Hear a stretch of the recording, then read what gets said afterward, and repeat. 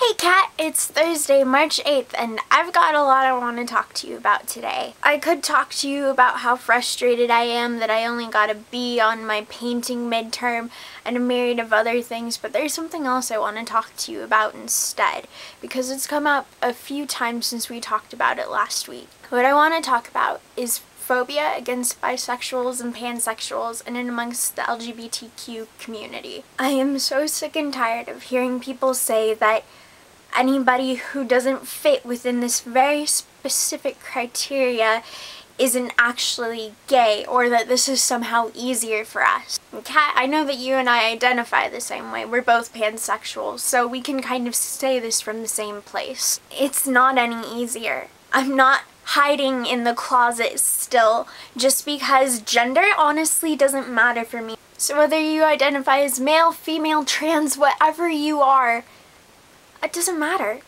I want to be with you for you. And just because I may also be attracted to a man, that doesn't mean that I'm dirty or that I carry diseases. And the same thing applies to bisexuals. Because if you're going to attempt to use that logic, that's the same thing as saying that AIDS is a gay man's disease. It's not that I haven't made up my mind. I have. And this isn't any easier for me just because I may also love a man. And it's not a cop-out. I was severely suicidal in high school because I knew that I would never be accepted in my family if I were to come out. I was told every day that gays would be the end of the world and that they were such a huge blight on society and so sinful, and that they would all go to hell. And I fucking hated myself until I came to terms with it a few years ago, and I learned that I could love myself and I could be okay with this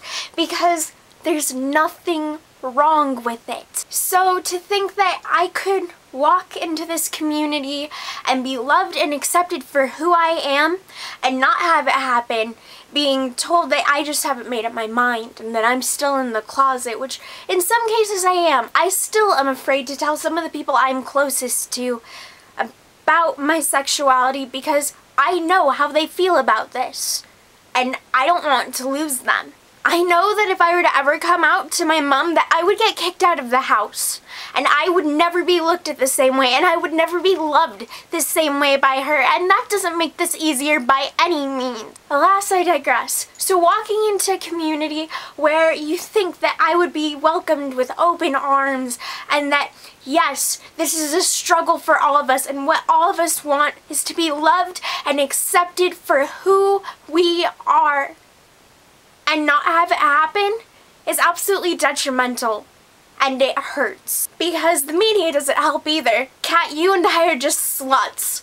Isn't that right? We are sluts because we like people of all genders. And that somehow makes us a lesser human being. We just do this shit for attention. We don't actually feel it. We're not actually attracted to these people. We're just doing it to be seen and to get attention from males, right? It's not actually real. That's not true. You and I are people. We are here, we are alive, we have thoughts, we have feelings, we have beliefs. And what I want so badly in my life is to be loved and accepted for who I am.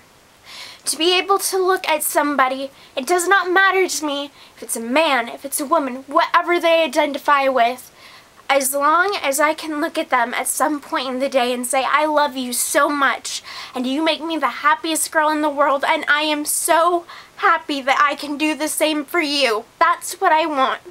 And I want us to have the same rights as straight couples, because that is what we are all fighting for with this.